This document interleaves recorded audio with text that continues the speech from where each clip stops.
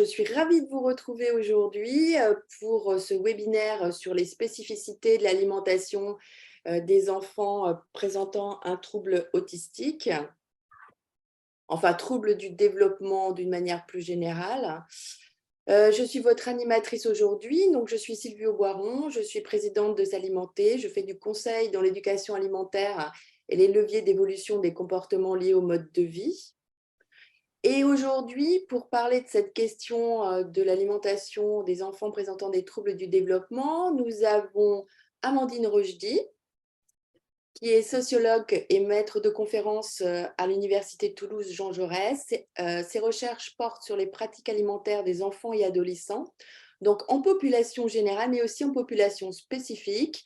Elle a travaillé sur l'autisme, le syndrome de Prader-Willi ou alors encore la cécité, et de la gestion de cette alimentation par l'entourage familial de ces enfants. Nous recevons aussi Catherine Guillot-Saumur, qui est auxiliaire de puériculture, assistante maternelle depuis 2003. Elle a accueilli à son domicile plus de 30 enfants. L'alimentation est un des axes prioritaires de son projet pédagogique et elle se forme depuis plus de 15 ans à l'accueil des enfants qui présentent ce type de troubles. Donc, elle nous parlera de son expérience. Donc, comment va se dérouler notre webinaire? Donc, une première partie où Amandine Rochdy nous fera un bilan de ce qu'on sait sur l'alimentation des troubles du spectre autistique, à la fois par une revue de la littérature scientifique, mais aussi à travers son propre travail. Et comme je vous l'ai dit, Catherine Guillot-Saumur partagera ses expériences avec ce type d'enfants.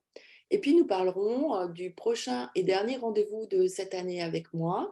Et puis, nous clôturerons la session. Et bien voilà, je laisse la parole à Amandine.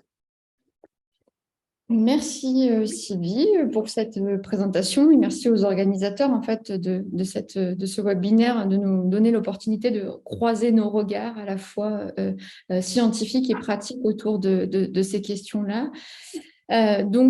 Diapo suivante, Sylvie, si c'est possible. Comme vous l'a dit Sylvie, donc on va s'intéresser notamment aux troubles neurodéveloppementaux et on va notamment à travers la question de l'autisme. Et avant de parler des pratiques alimentaires, il me semblait en fait intéressant de revenir sur cette définition en fait des troubles du spectre autistique, qui est aujourd'hui considéré comme un trouble neurodéveloppemental présent dès la naissance de l'individu. On ne devient pas autiste, on est autiste et on reste autiste. Et ce qui est mis en avant aujourd'hui dans le DSM-5, qui est la dernière et la 5e classification, en tout cas le manuel de diagnostic et statistique des troubles mentaux, on parle aujourd'hui en fait de la dyade autistique qui consiste d'une part au déficit persistant de la communication et des interactions sociales observées dans des contextes variés, à la maison, à l'école et plus largement dans les groupes sociaux, et également, et d'autre part, le caractère restreint et répétitif des comportements, des intérêts ou des activités. Et donc, cette dimension-là, elle s'intéresse plutôt à ce qu'on relève en termes de stéréotypie, le flapping ou les manières de se comporter, mais il peut y avoir également un côté intérêt restreint et répétitif pour un côté restreint et répétitif pour les intérêts. Et donc, ça peut être des individus qui peuvent être passionnés par les trains, par des choses qui pour nous ne sont pas forcément ou qui sont pour nous particulières et qui pour eux est leur centre d'intérêt restreint. Donc aujourd'hui, cette dimension en fait, dimensionnelle, elle est complétée par un niveau de sévérité et un point qui s'apprécie notamment par l'aide requise en fait. Et on parle de sévérité de degré 1, 2 ou 3. Et donc c'est une aide très conséquente, une aide conséquente et une aide légère dans la vie quotidienne en général. Et les TSA, ils s'accompagnent d'autres manifestations décrites comme non spécifiques dans les troubles du spectre autistique. Et on parle notamment des phobies, des troubles du sommeil, des crises de colère ou des troubles du comportement, et également des perturbations dans le domaine alimentaire. Donc, on peut passer à la diapo d'après. Qu'est-ce qu'on sait en fait aujourd'hui des pratiques alimentaires auprès de cette population? En fait, ce qu'il faut avoir en tête, c'est que les problèmes alimentaires, ils ont été décrits très tôt dans la littérature. Et Léo Kanner, qui est un des premiers à avoir décrit les troubles du spectre autistique, hein, on parle aujourd'hui de troubles du spectre autistique, mais à l'époque, Kanner parlait d'autisme de manière générale. Il décrit 11 enfants, Léo Kanner, avec notamment ce qu'on appelle aujourd'hui la diade autistique, hein, les difficultés d'interaction sociale et de communication. Et sur ces 11 enfants, il met en avant comment 6 de ces 11 enfants présentent des difficultés dans le domaine alimentaire. Alors, c'est des éléments qu'il rencontre lors de ses examens cliniques, mais aussi des échanges qu'il peut avoir avec des lettres avec les parents qui mettent en avant ces difficultés. Et quand on relit cet article Princeps de Kanner et qu'on le regarde au vu des questions alimentaires, on voit bien que cette question, elle est assez centrale, mais qu'elle peut prendre des formes très différentes d'un individu à un autre. Et même dans l'histoire de l'individu, on voit bien que les évolutions autour des pratiques alimentaires ne sont pas identiques. Alors, vous en avez peut-être entendu parler, il y a des controverses autour de comment ça se fait qu'on décrit la même chose quelques années, l'année d'après, et notamment les travaux de Hans Asperger aux États-Unis, cette fois-ci, des travaux qui sont beaucoup plus connus parce qu'ils sont publiés en anglais, alors que ceux de Kanner sont publiés en allemand. Et lui aussi, quand il décrit ces cas cliniques, il met en avant des problèmes alimentaires de cette population. Donc, vous voyez bien que c'est quelque chose qui est présent dès les premières descriptions. Il faut attendre quelques années après, notamment les années 90, pour que les premières recherches scientifiques, notamment les recherches anglo-saxonnes, analysent la nature, la fréquence des problèmes alimentaires dans cette population. Et on a une explosion des études, mais plutôt dans la littérature anglo-saxonne, sur les pratiques alimentaires à partir des années 2000. Explosion à relativiser, hein, parce que quand on regarde les grands journaux qui portent autour de l'autisme, et les grands journaux, on traite seulement de cette question-là dans la littérature scientifique, on voit que la question de l'alimentation est marginale. C'est 1 ou 2% des articles, et en plus, quand on commence à analyser la nature de ces articles, on voit bien que c'est une des dimensions de l'alimentation, et c'est notamment qu'est-ce que l'alimentation fait aux troubles autistiques et non pas ce que les troubles autistiques font aux pratiques alimentaires. Donc, on voit bien que c'est une version ou une vision des pratiques alimentaires ou du lien entre pratiques alimentaires et troubles du spectre autistique. On peut passer à la diapo suivante. Donc là, je vous ai donné quelques éléments internationaux. Et en fait, quand on commence à regarder les articles scientifiques en France autour de cette combinaison de ces deux dimensions, alimentation et autisme, on a peu de recherches. Et en fait, on peut le remettre plus largement dans le fait qu'on a déjà très peu de recherches sur la vie quotidienne, même si ça tend à évoluer ces dernières années, et notamment depuis 2015, où on a des très fortes revendications des parents et des associations de parents pour prendre en compte en fait le quotidien de ces enfants. Et donc, peu de recherches sur la vie quotidienne et encore moins sur les pratiques alimentaires. Et quand on en trouve des études sur les pratiques alimentaires, c'est des études qui portent sur des petits échantillons. C'est une orthophoniste qui a traité de cette question-là, c'est un psychologue qui a traité de cette question-là, et ça comprend des études avec 10, 15, 20 enfants maximum, et donc on a très très peu de données. Néanmoins, peu de données scientifiques, mais dès qu'on s'adresse aux professionnels de santé de la petite enfance, on voit que cette question de l'alimentation, elle est omniprésente en fait. Et ça s'explique notamment par la place du repas en France, hein. On aime manger ensemble, on aime partager des repas, on prend du temps à cuisiner encore en France, même s'il y a des évolutions, et à passer du temps à table. Et donc, du coup, ce statut du repas et cette place d'alimentation font que cette question des pratiques alimentaires spécifiques des enfants avec autisme est un souci constant des équipes cliniques. Et ça, dès le moment du diagnostic jusqu'à la prise en charge. Et il y a un certain nombre de questions au moment du diagnostic de ces enfants qui portent sur les pratiques alimentaires. Et ce qui est assez intéressant, c'est aussi qu'en fonction des équipes, un ou deux professionnels s'intéressent à cette question-là. Donc, dans certaines équipes, c'est l'orthophoniste, c'est le psychologue, dans d'autres, c'est l'ergothérapeute, dans d'autres, c'est le psychiatre. Et en fait, tout le monde, à travers cette question-là, aborde la problématique dans cette population. Et ça montre bien comment la question de l'alimentation, elle est interdisciplinaire et qu'elle a bien différentes dimensions. Et pourquoi pas le sociologue, et vous allez comprendre pourquoi aussi, le sociologue peut s'intéresser à ces questions de l'alimentation. Et question omniprésente par les professionnels de santé de la petite enfance, mais également de nombreux constats faits par les parents et les personnes avec des troubles du spectre autistique. Et si je ne me trompe pas, sur la diapo suivante, je mets en avant comment cette question de l'alimentation, elle est présente à travers différents supports médias. Et donc, vous voyez bien, en bas à gauche de la diapo, on a un certain nombre de forums, de blogs qui sont mis en place. Mon enfant présente des particularités alimentaires, il a un trouble du spectre autistique, que puis-je faire pour diversifier son alimentation?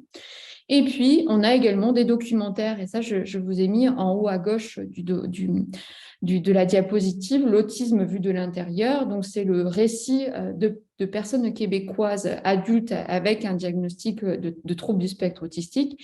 Et on voit bien comment la question de l'alimentation est abordée dans ce film en marge d'autres problématiques.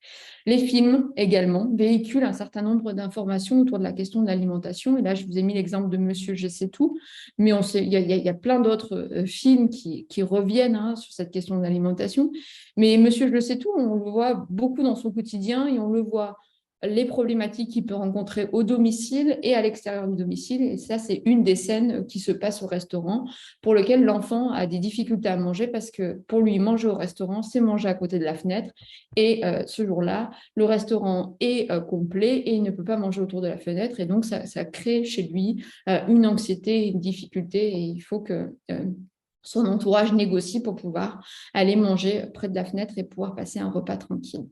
Et puis enfin, je termine par la littérature, plutôt par les ouvrages, et que ce soit les témoignages de personnes avec autisme, et je pense à l'ouvrage de Joseph Chovanec, ou les parents avec un enfant présentant des troubles du spectre autistique, que ce soit Samuel Le Bihan ou la famille Perrin, on voit bien que sans questionner les pratiques alimentaires, ils nous donnent à voir un certain nombre d'informations sur cette problématique dans leur quotidien et nous rendent compte comment ils mettent en place des stratégies au quotidien pour gérer cette dimension du quotidien.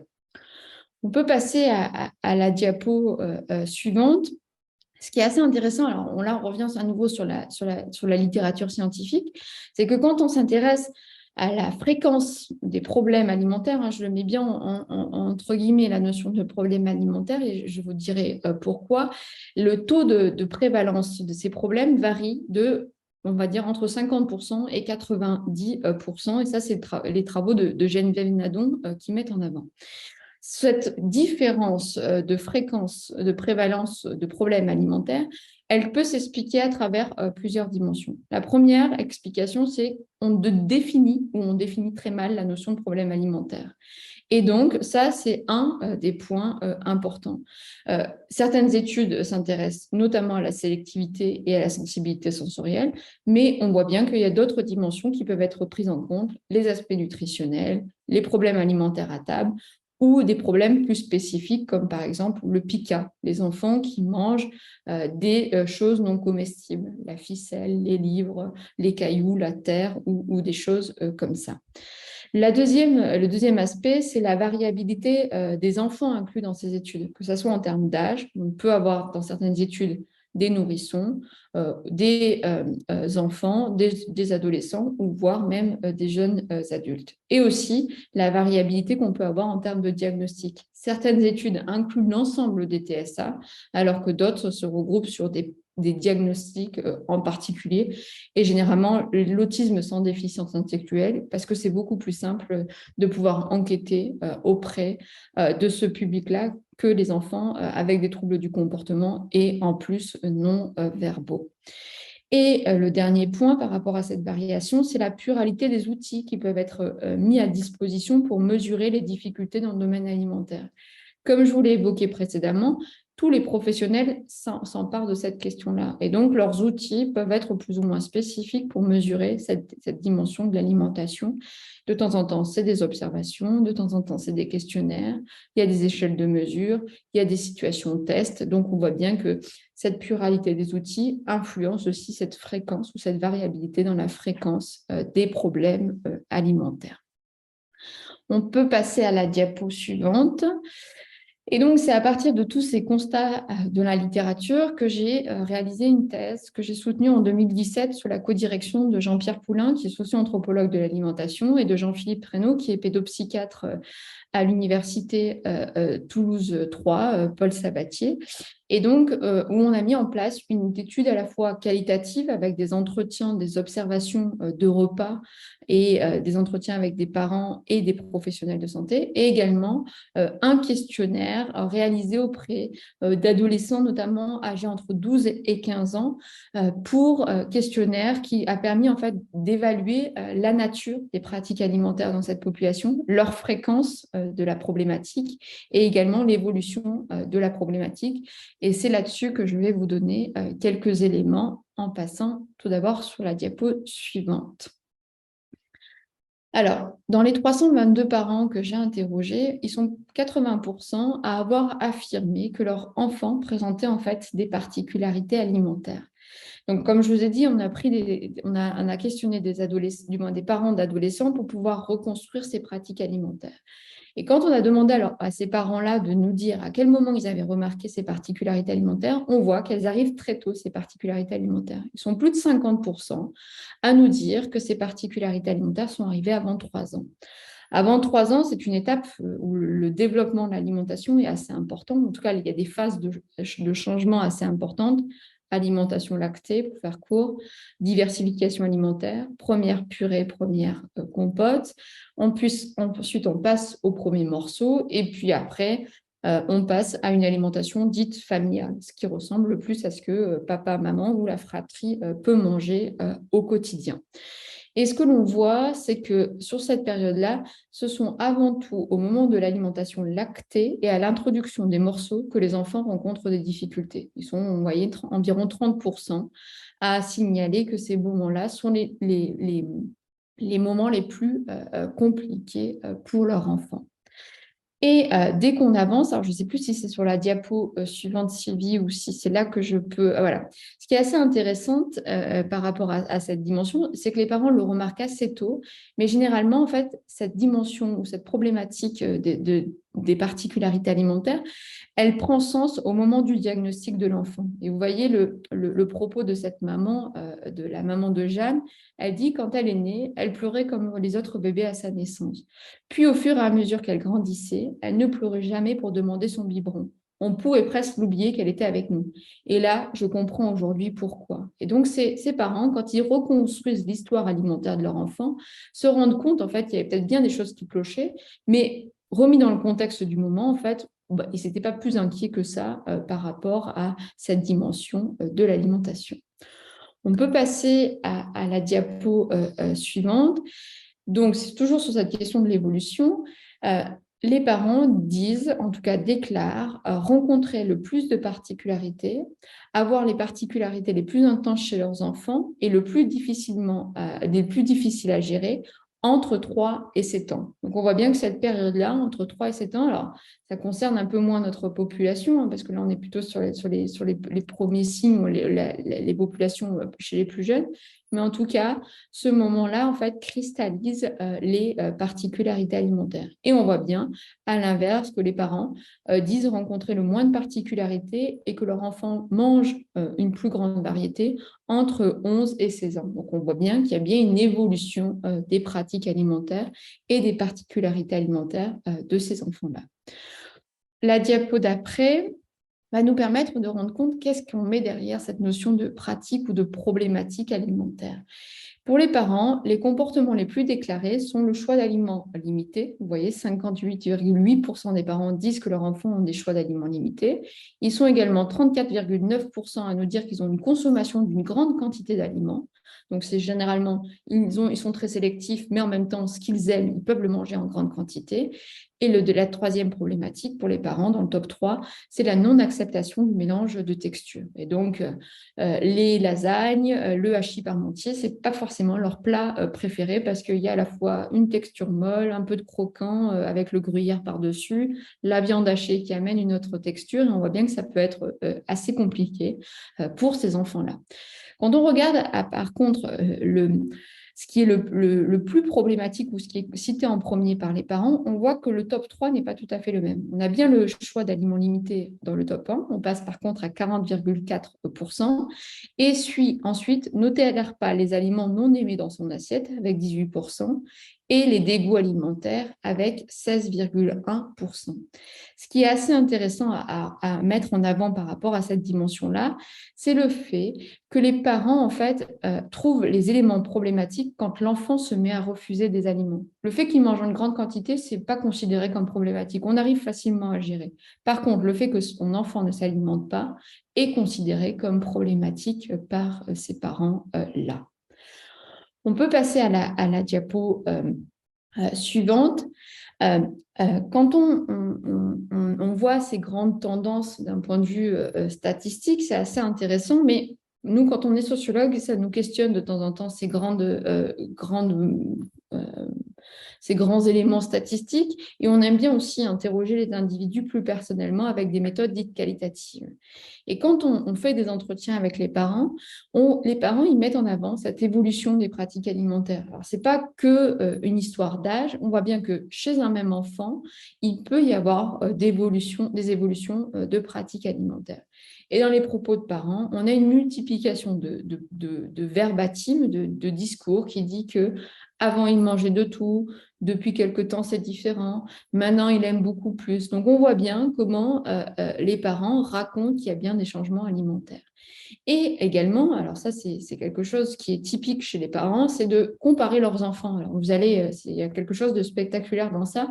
Vous allez au parc le samedi après-midi et vous verrez les discours des parents en disant « Ah, tiens, ton enfant, toi, il fait pas ça. Ben, moi, il fait déjà ça. Il fait pas ci, toi. Ah, bah si, moi, il fait ça. » Donc, il y a vraiment une comparaison des parents, des enfants entre eux.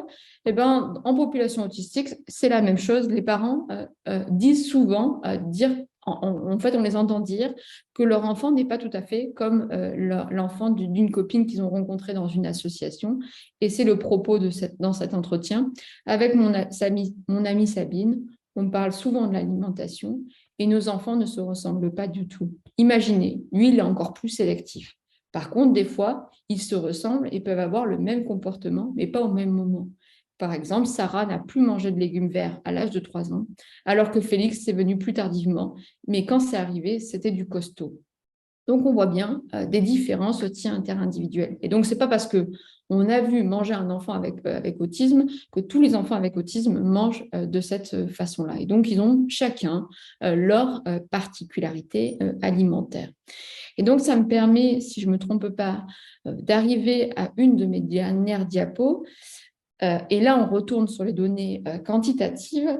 En tout cas, ce travail auprès des 322 parents avec autisme m'a permis de créer une typologie des pratiques alimentaires ou de l'évolution des pratiques alimentaires et en particulier de la néophobie alimentaire. Il faut savoir que la néophobie alimentaire, c'est une étape normale dans le développement de l'enfant. Elle se passe autour de 2-3 ans et elle peut durer chez certains enfants autour de 6-7 ans. Alors, tout le monde n'est pas d'accord hein, et chaque enfant peut avoir une néophobie plus ou moins courte, mais on dit en tout cas que c'est une étape normale dans le développement de l'enfant où l'enfant se met à refuser des aliments nouveaux et des aliments qu'il mangeait jusqu'à présent. Et en fait, ce que l'on voit dans cette population, et ce qui est assez intéressant, c'est que ce cycle de néophobie, et que vous voyez en bleu, hein, c'est le processus normal que l'on retrouve en population générale, 85-90% des enfants passent par cette étape-là, et ben, on le retrouve bien en population autistique, mais il peut prendre des formes un peu différentes. Et vous voyez sur la colonne de gauche, on a bien une néophobie qui suit le même cycle qui est décrit en population générale. Hein. Et là, je vous renvoie aux travaux de Nathalie Rigal, de Liliane Hans qui ont fait leurs travaux de thèse, notamment avec Mati Kiva, qui a beaucoup travaillé sur cette question des refus des dégoûts alimentaires. On voit bien qu'il y a une néophobie alimentaire à ce stade 3 et 4 et 5, mais par contre, il peut être plus ou moins intense. Donc, vous voyez, c'est ce que j'ai appelé normotypique. Ça suit la grande tendance. Infratypique, la néophobie est moins marquée. Et à l'inverse, supratypique, chez les enfants avec TSA, on voit une néophobie qui est un peu plus longue et un peu plus intense. Et puis, on a 45% de la population qui ne passe pas par ce cycle normal de la néophobie, et on décrit d'autres processus. Des enfants néophiles, ceux qui mangent de tout le temps, et même là, la grande difficulté pour ces parents, c'est de devoir gérer l'alimentation et le trop d'alimentation. C'est des enfants qui peuvent aller voler dans le placard, avoir des vraies difficultés, manger très vite et se mettre en danger par rapport à ça. Et puis, on a un autre processus, le deuxième graphique sur votre droite, c'est la néophobie progressive. Et c'est des enfants qui, plus ils grandissent, plus leur répertoire alimentaire se restreint. Et donc là, on présuppose un certain nombre de mauvaises expériences qui fait qu'à un moment donné, l'enfant se resserre sur 4-5 aliments qu'il aime bien et a vraiment un répertoire alimentaire très restreint. Et on a, pour la dernière typologie, ce qu'on appelle la néophobie tardive. On voit bien qu'il y a bien un cycle, mais il est décalé dans le temps. Et c'est des enfants qui, au mieux de commencer à refuser les aliments autour de 2 ans ou 3 ans, se mettent à refuser les aliments autour de 6-7 ans. Et donc, on voit bien que le cycle de néophobie existe, mais est décalé dans le temps. Alors, je n'ai pas le temps de vous l'expliquer aujourd'hui, mais ce travail-là, en fait, il montre bien qu'il y a bien, en tout cas, ce que l'on décrit en population autistique, on l'a également en population générale, et que, en fait, ce qui cristallise et qui met en avant l'idée qu'on parle de problèmes ou de troubles du comportement dans cette population, en fait, n'est pas forcément justifié. C'est là-dessus, c'est pour ça que j'insiste pour parler de particularité alimentaire, c'est l'idée que tout ce que l'on décrit en population autistique, on le retrouve en population générale. Néanmoins, c'est plus intense, c'est plus long et généralement, ça se combine. C'est-à-dire que ces enfants-là, ils n'ont pas qu'une néophobie alimentaire, ils ont aussi des troubles du comportement à table, ils ont des difficultés au passage au morceau, ils ont des difficultés d'interaction sociale, alors que c'est à table, en France, ce qui est important, c'est de bien manger, mais c'est aussi de bien discuter. Il faut prendre du temps, raconter ses journées, et ces enfants-là sont dans des difficultés de pouvoir faire ça. Et donc, ça montre bien que c'est ce cumul et cette intensification des difficultés alimentaires qui font que les parents et les professionnels se cristallisent sur cette dimension-là. Mais on voit néanmoins que malgré des difficultés d'interaction et de communication sociale, ce sont des enfants qui arrivent à se socialiser autour de l'alimentation et arrivent à prendre du plaisir, même si c'est parfois un peu plus singulier qu'en population générale. Et je pense qu'il y a une diapo de conclu où je donne quelques éléments de bibliographie, il y a un certain nombre d'éléments que vous pouvez retrouver notamment au Centre Ressources Autisme. Il existe un centre Ressources Autisme depuis 2005 dans chacune des régions en France. Et il y a cet ensemble de CRA se regroupe en groupement national des centres Ressources Autisme. Donc là, il y a aussi pas mal de documentation sur la question de l'alimentation. La Haute Autorité de Santé revient sur les signes d'alerte, les repérages et le diagnostic. Alors, on sait que l'alimentation, ce n'est pas un signe d'alerte, mais ça peut faire partie des éléments qui vont faire que les parents vont aller consulter un pédiatre ou un médecin parce qu'ils rencontrent des difficultés et pourrait être un signe précurseur. Mais en tout cas, aujourd'hui, il n'y a aucun travaux qui le montrent. Et puis après, d'autres travaux et notamment une vulgarisation de ce travail que j'ai commencé à vous présenter dans la revue Mondes sociaux sur les parents et les particularités alimentaires des enfants autistes, et un site qui est très bien fait, qui est 2 minutes pour mieux vivre l'autisme et qui revient sur un certain nombre de thématiques, et il y a une thématique autour de l'alimentation. Voilà, j'espère que je n'ai pas trop dépassé et que c'est bon pour la suite. Merci Amandine. Donc Catherine, comme Amandine, tu me dis quand tu veux que je change de slide.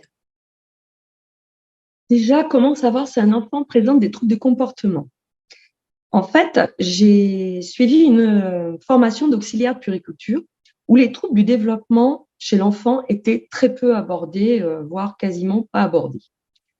Et je me suis trouvée mais vraiment très démunie lorsque j'ai accueilli le premier enfant qui avait de grosses difficultés, ce qui m'a incitée à commencer à me former par moi-même. Et ces formations m'ont appris à mieux observer, mais surtout, quoi observer chez l'enfant. Et l'expérience acquise au fil des années me permet aujourd'hui de les repérer plus vite et donc de pouvoir mieux prendre en compte leurs difficultés. Quand on accueille un bébé, on découvre les difficultés de l'enfant au fur et à mesure de son développement, ce qui demande beaucoup de temps, de patience et d'observation. En effet, quand j'accueille un nouvel enfant, je lui laisse le temps de s'adapter à sa nouvelle vie, loin de papa et maman. Après, il y a des petites choses qui me poussent à m'interroger, comme des enfants qui ne supportent pas le moindre changement, comme changer de place à table ou encore des objets qui ont changé de place. Cela peut provoquer mais vraiment des grosses crises. Un bébé qui préfère rester sur un tapis plutôt que dans les bras et qui fait tout pour éviter le contact. J'ai accueilli il y a quelques années une petite fille, Léa, âgée de 4 mois et demi. Et alors, quand elle était dans les bras, même dans les bras de sa maman, elle reculait son buste et mettait ses bras et ses jambes en arrière pour avoir le moins de contact possible.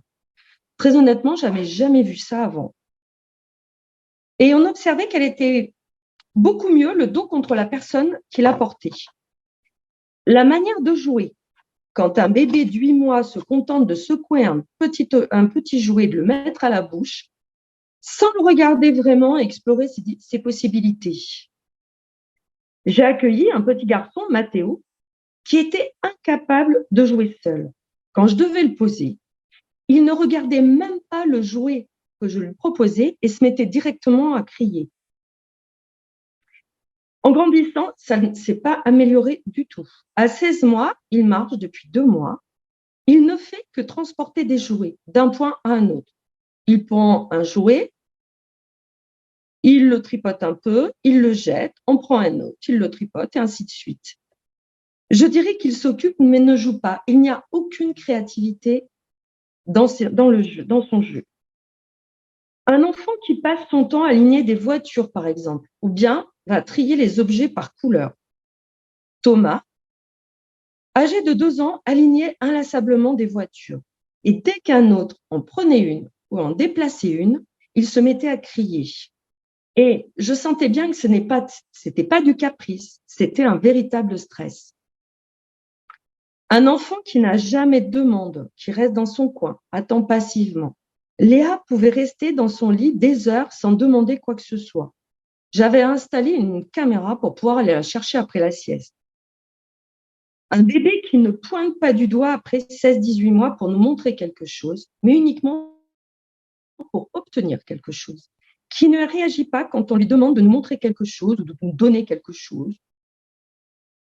Quand je demande à Mathéo, maintenant âgé de 17 mois, de me montrer où est Lina, une petite fille qui est à côté de lui, il ne me la montre pas et ne dirige pas son regard vers elle. La manière dont un enfant interagit ou pas avec les autres. Nous étions sur un terrain de basket pour jouer au ballon. Mon Mathéo, qui ne sait pas jouer, avec 2 autres enfants âgés de 2 ans. Quand soudain, dans le cadre du cross des écoles, environ 30 enfants sont passés juste à côté de nous, ils sont passés en courant. Les 2 autres petits ont instantanément arrêté de jouer pour regarder. Et mon petit bonhomme, du haut de ses 17 mois, a continué de transporter son ballon, mais sans un seul regard pour le groupe d'écoliers. Il peut être agressif avec les autres quand il a envie de jouer, mais ne sait pas comment faire. J'ai eu un autre petit garçon, Rémi, âgé de 30 mois. Nous étions dans un parc et les 3 autres enfants avaient trouvé des cailloux et construit un gâteau. Rémi avait très, très envie de jouer. Il tournait autour, mais on sentait bien qu'il avait envie de s'intégrer au groupe. Et comme d'habitude, il ne savait pas comment faire. D'un seul coup, il est venu, il a tout cassé. Quand les autres jouaient, systématiquement, il suivait. Mais on voyait bien qu'il suivait, mais sans comprendre le jeu. Ou encore une petite fille, Pauline, qui se mettait à crier dès qu'un autre enfant, même si elle le connaissait, s'approchait trop près. La manière dont un enfant apprend à parler, après des sons répétitifs, il va faire des phrases du jour au lendemain, car il a mémorisé des groupes de mots. Il ne passe pas par les étapes habituelles du langage. Là encore, aucune créativité. Léa a appris à parler de cette manière. Ou encore Rémi, du haut de ses 3 ans, qui faisait des longs monologues avec des grands gestes dans un charabia incompréhensible alors qu'il parlait parfaitement. Un enfant qui fait de l'écholalie, c'est-à-dire qui répète des sons, des mots ou des phrases. Attention, c'est normal dans le développement du langage, mais par contre, elle ne doit pas persister. Et j'ai eu un autre petit garçon, Martin, âgé de 30 mois, qui répétait systématiquement la question que je lui avais posée sans jamais me donner de réponse. Chaque exemple cité individuellement n'est pas forcément inquiétant. C'est quand un enfant cumule plusieurs difficultés que je me pose des questions. Et j'ai remarqué que ce sont souvent des enfants que l'on n'entend jamais, qui restent dans leur coin. Il faut aller les chercher dans leur lit, ils n'appellent jamais quand ils sont réveillés. Ou alors, ce sont des bébés qui crient beaucoup avec un cri particulièrement aigu. Sur les 6 enfants que j'ai accueillis, seulement 3 présentaient des troubles alimentaires et 3 troubles différents. Avant tout, la principale difficulté pour 2 d'entre eux était le placement à table, car la proximité des autres enfants était une très grosse source de stress. Dans la chaise haute, pas de problème, c'est facile de laisser des distances plus importantes. Par contre, à table, c'est beaucoup plus difficile, car je veux qu'on mange tous ensemble. Ma table n'est pas immense et j'ai trouvé 2 solutions. Le bout de ma table étant contre un mur, je place l'enfant contre le mur. Donc, ou je me mets à côté de lui, ou je laisse une place vide après à côté de lui. Quelquefois, je dois faire manger l'enfant seul quelque temps, le temps de trouver une idée ou une solution. À ce sujet, il y a une vidéo de la formation Clémentine qui explique les distances sociales à respecter avec les enfants neurotypiques, c'est-à-dire qui n'ont pas de problème particulier. Les enfants ayant des troubles du développement peuvent avoir besoin de distances mais vraiment beaucoup plus importantes. Problème également pour donner un biberon. Il n'y a pas d'autre solution que de le donner dans un transat. Les parents instinctivement mettent des stratégies en place sans forcément s'en rendre compte. Une maman s'allongeait sur son canapé, repliait ses jambes et allongeait sa petite fille, Léa, en face d'elle sur ses cuisses, ce qui maintenait une certaine distance. Léa avait de grosses difficultés à boire son biberon dès la maternité, où le personnel avait mis la pression aux parents pour qu'elle mange plus. Je l'ai accueillie, elle avait 4 mois et demi. Et l'alimentation était déjà une grosse source d'inquiétude pour ses parents. Elle ne pouvait ne boire que 30 grammes de lait sur un biberon de 150 grammes et ne réclamait jamais à manger. C'est un peu l'exemple qu'a donné Amandine tout à l'heure. On avait l'impression qu'elle n'avait jamais faim. Puis est arrivée la diversification. Pas plus de succès avec une purée qu'avec le lait. J'ai essayé de la faire manger seule au calme, de garder le plus de distance possible. C'était vraiment compliqué. Malgré son peu d'appétit et les faibles quantités absorbées, globalement, Léa grandissait bien. Ses troubles alimentaires persistants continuaient d'inquiéter ses parents, mais pas sa pédiatre. Puis, nous sommes arrivés à l'introduction des morceaux. Là encore, très compliqué. J'ai remarqué qu'elle mangeait un peu mieux quand c'était un peu épicé et que plus j'intervenais, moins elle mangeait. J'ai fini par lui donner une assiette à compartiment où je plaçais tout le repas sauf le dessert. Et surtout, j'évitais de la regarder et c'était beaucoup mieux.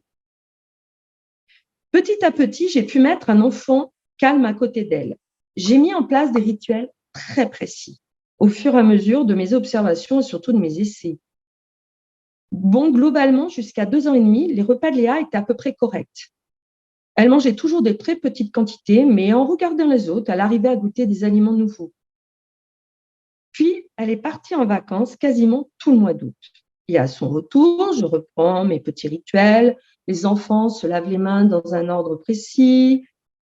Je les installe et les serre toujours dans un autre précis, etc. Et là, énorme crise. Elle s'est mise à crier, je voyais bien que c'était une vraie crise de panique. Finalement, elle n'avait pas vu d'enfant pendant toutes ses vacances. Et les copains beaucoup trop près l'ont beaucoup trop stressée. Il a fallu que je recommence tout à zéro pour me remettre en place des rituels qu'elle accepte. Pour Pauline, c'était les textures, type purée qu'elle n'aimait pas. Et en plus, elle ne supportait pas d'avoir un autre enfant à côté d'elle. J'ai eu de la chance. Pauline s'était prise d'affection pour un autre petit garçon. Ils avaient 5 jours d'écart. Après un long travail où je verbalisais tout ce que faisait son petit copain, comme par exemple, quand il s'approchait trop près, je lui disais, il ne veut pas prendre ton jouet, il veut simplement regarder ce que tu fais car c'est très intéressant. Au bout d'un certain temps, elle a fini par accepter sa présence à côté d'elle et donc, naturellement, j'ai pu le placer à côté d'elle à table. Pour manger, je lui ai très vite proposé des morceaux. Elle aussi mangeait de très petites quantités, mais que ce soit ses parents ou moi, avons toujours respecté son appétit. Pour Luc, dès le passage aux morceaux, les difficultés ont commencé. Tout petit ne supportait pas qu'on mélange les aliments. Et en grandissant, cela a empiré. Par exemple, si je lui servais de la viande en sauce, cette dernière ne devait surtout pas toucher les légumes.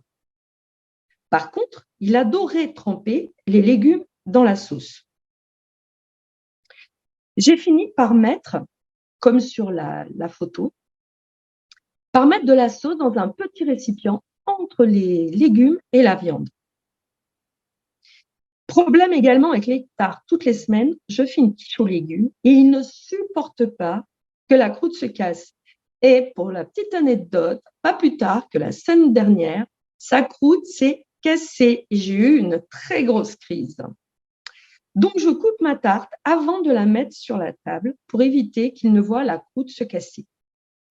En grandissant, il accepte de mettre de la sauce sur ses aliments, mais je lui demande toujours avant de le servir comment il souhaite que je dispose les aliments dans son assiette. Et quand c'est possible, je le laisse se servir. Maintenant, il a 5 ans et je le laisse se servir. Comme ça, il gère la disposition comme il le souhaite. Il y a aussi les aliments rouges ou oranges qui posent problème. Régulièrement, il me dit qu'il n'aime pas les carottes râpées dès qu'il les voit arriver. Je le laisse se servir et goûter tout seul et finalement, il va se resservir. Les morceaux de carottes ou de tomates dans un plat, c'est aussi compliqué. Il faut toujours prendre le temps pour qu'il goûte. Là encore, de voir les autres enfants l'aide à goûter. En fait, avec ces enfants, il faut être beaucoup plus attentif. Un enfant stressé ne peut pas manger. Et surtout, il ne faut pas confondre stress et caprice. Sur ces 3 enfants, un seul, Léa, a été compliqué à nourrir. Pour les 2 autres, j'ai très rapidement trouvé des solutions. En résumé, je dirais qu'il faut faire attention aux distances sociales qui peuvent être une grande source de stress. Faire attention aux aliments qui peuvent eux-mêmes être une source de stress. Pensez à verbaliser, comme expliquer le comportement des autres enfants, ce qui va beaucoup les rassurer. Trouver des astuces, comme éviter que les aliments se touchent ou se cassent si besoin. Tous les enfants sont différents, même si on retrouve plus souvent certains troubles, comme les textures. Chacun va avoir vraiment ses particularités. Et malgré les difficultés, j'aime beaucoup m'occuper de ces enfants, car en permanence, il faut trouver des idées et de nouvelles stratégies. Le dialogue avec les parents n'est jamais simple. Et parmi les 6 enfants présentant des troubles du développement que j'ai accueillis, il y avait 3 types de comportements chez les parents. Ceux qui se posent des questions et qui souhaitent savoir, ceux qui ne se posent pas de questions mais sont ouverts à la discussion et ceux qui sont dans le déni total. Lorsque j'ai accueilli le premier enfant, Martin, il y a 16 ans, je n'avais aucune expérience. Je voyais qu'il était différent et j'ai commencé à parler de lui avec l'éducatrice du relais d'assistante maternelle qui ne voyait pas de problème dans son comportement, pour elle, il était simplement timide. J'ai essayé de parler de ses difficultés avec sa maman, qui le trouvait en avance par rapport à son cousin. Elle a fini par en parler au médecin qui suivait Martin, mais une nouvelle fois, son comportement était considéré comme normal. C'est à ce moment que je suis inscrite à une première formation, et là, ça a été une véritable, vraiment, révélation. Ils ont passé des petites vidéos où j'ai reconnu le comportement de Martin. Mais je n'ai pas osé en reparler aux parents. Plusieurs années plus tard, une enseignante de mon entourage et qui possède un master de psychologie a eu Martin dans sa classe de CM1 et a confirmé mes soupçons. Il était suivi par un psychologue, mais rien de plus, semble-t-il. À cette époque, les troubles du comportement étaient très rarement recherchés chez les jeunes enfants qui n'ont pas un gros retard cognitif. Or, parmi les 6 enfants présentant des troubles du comportement que j'ai accueillis, un seul avait un retard cognitif associé. Par contre, d'autres parents, eux-mêmes alertés par le comportement de leur enfant, veulent à tout prix savoir. La maman de Pauline s'était rendue compte que j'avais changé ma manière de m'occuper de sa fille. Elle a beaucoup, mais alors vraiment beaucoup insisté, jusqu'à que je lui dise que Pauline pouvait être Asperger. Elle voyait que sa fille était différente, mais très, très intelligente. Elle ne supportait pas que les autres transgressent les règles, ce qui provoquait immédiatement des cris de stress. Bébé, elle ne voulait pas être dans les bras, ne supportait pas d'avoir quelqu'un trop près d'elle, etc. Ce qui est vraiment difficile, c'est de savoir qu'avec une prise en charge précoce, ces enfants pourront mener une vie tout à fait normale et d'avoir du mal à être entendus par les parents et les professionnels de la petite enfance. Pour les parents, quand c'est leur premier enfant, ils n'ont pas de repères et ne se rendent pas toujours compte des difficultés de leur enfant. Concernant les pédiatres en France, ils ne sont pas formés à détecter et traiter les troubles du développement. Ils ne voient que les enfants très peu de temps dans leur cabinet, sur les genoux de papa ou de maman, dans leur bulle de sécurité. Environnement dans lequel ce type de trouble n'est pas forcément visible si on ne les recherche pas. Mais les choses sont en train de changer. Les professionnels de santé sont de plus en plus conscients de l'importance de faire ce type de diagnostic le plus tôt possible. Les professionnels qui accueillent les tout-petits peuvent aussi jouer un rôle important d'alerte, mais il faut alerter sans heurter. Ainsi, pour mon petit Mathéo, avec l'expérience et les formations, j'ai demandé aux parents de faire des petits jeux avec lui pour qu'ils se rendent compte de ses difficultés. J'utilise une nouvelle approche. Merci, merci Catherine. Plutôt la question de Mélinda, comment on fait pour appliquer les trucs et astuces exposés par Catherine? Quand on n'a pas le temps, voilà. En gros, c'est ça. Quand on n'a pas le temps. C'est vraiment, moi, en fait, je réfléchis beaucoup en amont. C'est-à-dire que c'est vrai, mais moi aussi, hein, j'ai pas de temps parce que je dois, donc j'ai des périscolaires, il faut j'aille les chercher à l'école, que je ramène à l'école. Mais en fait, je réfléchis beaucoup en dehors. Quand il y a quelque chose qui se passe mal, par exemple, quand j'ai une crise de panique, par exemple, là, quand Léa avait fait sa petite crise de panique, au point de se débattre, je l'ai tout de suite enlevée, sortie de la table, et je l'ai isolée un moment pour voir ce qui se passait, pour qu'elle se calme. Et après, moi, je réfléchis en amont. J'ai toujours, après, comment je peux améliorer? Par exemple, ne se porte pas, comment est-ce que je peux améliorer? Mais tout ça, c'est fait en amont. C'est jamais au moment où j'ai les enfants. Catherine, je ne l'ai pas précisé parce que c'est hors contexte, mais Mélinda précise qu'elle est en restauration collective scolaire. Ah ouais, ça, c'est compliqué. Donc, parce que justement, en restauration collective, alors moi, j'avais une astuce. Alors, c'était une enseignante, collègue d'une de mes amies, qui avait trouvé une astuce, mais très intéressante. C'est-à-dire que dans sa classe, pareil, collectivité, pas moyen d'isoler facilement, elle avait construit une petite maison avec un gros carton. Et quand ça débordait, qu'elle sentait que l'enfant n'allait pas bien, elle le laissait s'isoler un petit peu dans sa petite maison perso. pour qu'il ait le temps de se poser, de se calmer. Ça peut être une astuce, un petit coin pour qu'il puisse s'isoler quand il y a vraiment, ça déborde. Et sinon, c'est de laisser l'espace. Vraiment, à la limite, si c'est possible, c'est de laisser une place de chaque côté, ou alors mettre un adulte en qui il a confiance à côté de lui et laisser la place vide à côté. J'ai fait ça avec Pauline dans des ateliers au relais d'assistante maternelle ou avec voilà, avec des activités avec une autre éducatrice où on laissait toujours une place à côté. Qu'elle ait le temps de… Et des fois, c'est des enfants aussi, ça j'avais appris ça justement en formation, c'est des enfants qui, par exemple, c'était dans le cas justement de la cantine, ils se mettaient à manger quand tous les autres enfants étaient partis. Donc, s'il y a un petit peu de temps après, de lui laisser le temps après de pouvoir manger quand il est un petit peu tout seul à table. Voilà, c'est des astuces que j'ai entendues. Bon, moi, je suis dans un cadre privilégié dans ma maison, mais c'est des astuces qui peuvent être, à mon avis, essayées en collectivité. Voilà, j'espère que j'ai répondu à la question. Et puis peut-être, ce qu'on peut dire aussi, c'est essayer à chaque fois quelque chose de différent si ça ne marche pas. Il est bien évident qu'on ne peut pas tout gérer lors d'un repas, mais après, essayer de séparer les aliments, voir ce que ça donne. Voilà, je pense qu'à chaque fois, il faudrait essayer quelque chose. Rechercher la source. C'est ça. C'est pour ça que ça demande beaucoup de temps et d'observation. Une dernière question peut-être ? Oui. Oui. Alors, Caroline, ça c'est une question très ciblée. Bonjour, est-ce que chez un enfant TSA, le trouble de l'oralité pourrait être lié? Question pour Amandine, certainement. Alors, effectivement, on parle beaucoup aujourd'hui de la question des troubles de l'oralité dans cette population-là. Effectivement, le travail des orthophonistes porte essentiellement sur cette question des troubles de l'oralité.